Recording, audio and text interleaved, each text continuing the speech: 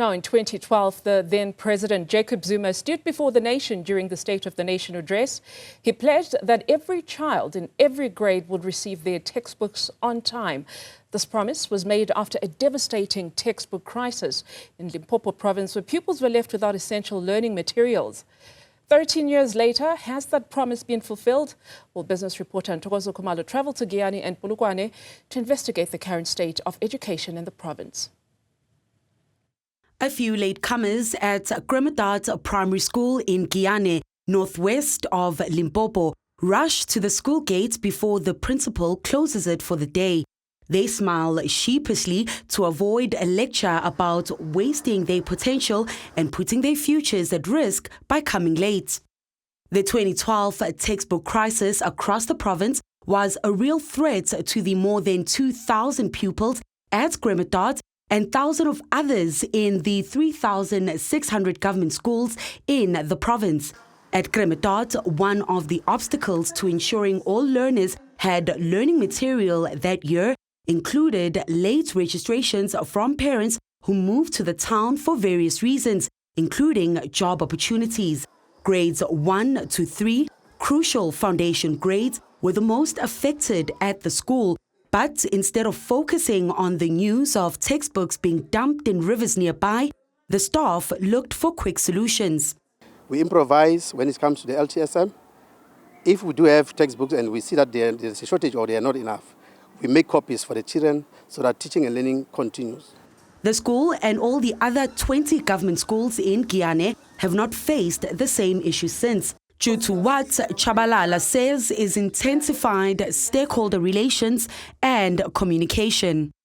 Limpopo's Department of Education's Mike Maringa said to get to the root of the problem that had been brewing since 2010, the department had to hand over control to the national government. Through the intervention of Treasury, they brought administrators in the department to deal specifically with textbooks and other administration issues that were a challenge for us as a department. And the administrators were here for about 4 years. They've been here from 2012 up until 2015. Over and above late registrations, investigations triggered by the interventions pointed to several other issues in the 2012 textbook non-delivery crisis, including principals failing to place orders on time, order documentations filled incorrectly or missing information, and wrong deliveries made. The South African Human Rights Commission's Azwindini Machudula was part of these investigations and interventions. The biggest shock for him over the period was the rot in the system in terms of how the textbook service providers engaged with the state, including alarming levels of neglect. They will say that there were no roads were damaged, we cannot deliver books in these particular places. Other service providers did not have capacity at all to deliver those learning material. So we identify all those issues and we engage the department. I think the issue disappeared completely. All agree that fulfilling the promise made over a decade ago requires consistent collaboration by all stakeholders. One thing they will all be looking out for when President Cyril Ramaphosa delivers the State of the Nation address are plans for filling the infrastructure gaps in the province. We need infrastructure.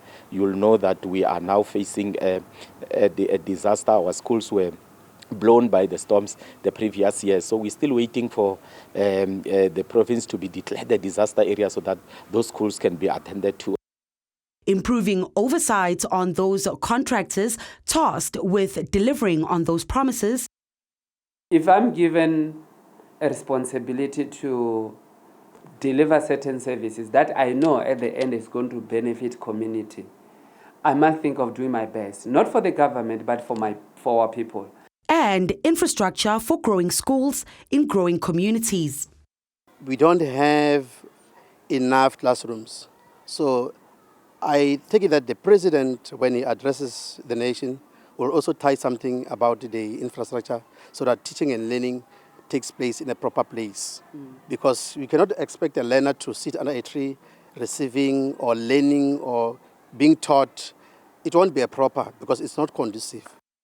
While former President Jacob Zuma's sown promise of all learners having timely access to learning material have been kept, as well as the Department of Education and its stakeholders drawing some valuable lessons, government faces new challenges linked to the country's growing population, migration patterns, and changing job trends, all affecting the youth of the country.